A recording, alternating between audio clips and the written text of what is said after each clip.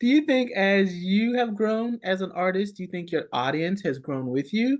Or is there, is there Wow, a disconnect or that's a good question. Yeah, I think my audience, if anything, it's kind of I've like ever since coming out and everything, I think my audience has leaned more queer.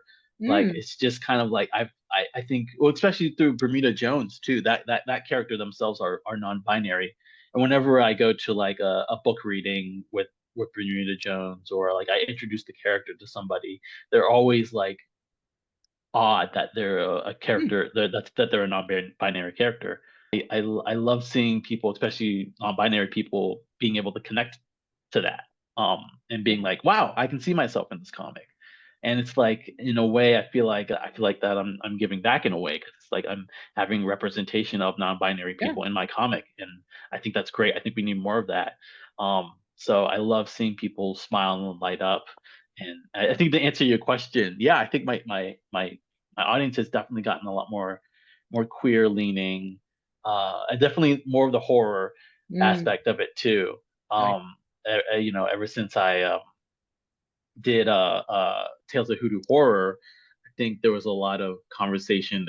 I came out with the book in 2019, but it was inspired a lot largely by Jordan Peele's work with Get Out, and seeing that like, oh, we can write our own stories in the horror Mm, world. And then after seeing what was that documentary called? It was called like Horror Noir.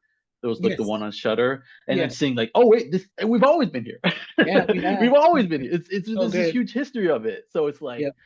like seeing that emboldened me to like, yeah, write horror stories from that black perspective, and connecting with the black audience too. I think, that has also been really heartwarming and open for me to like to see that like we also belong in the horror world, and we also have our own stories and our own characters and mythos and folklore and everything. And yeah, it's been really cool seeing the audience grow in that direction.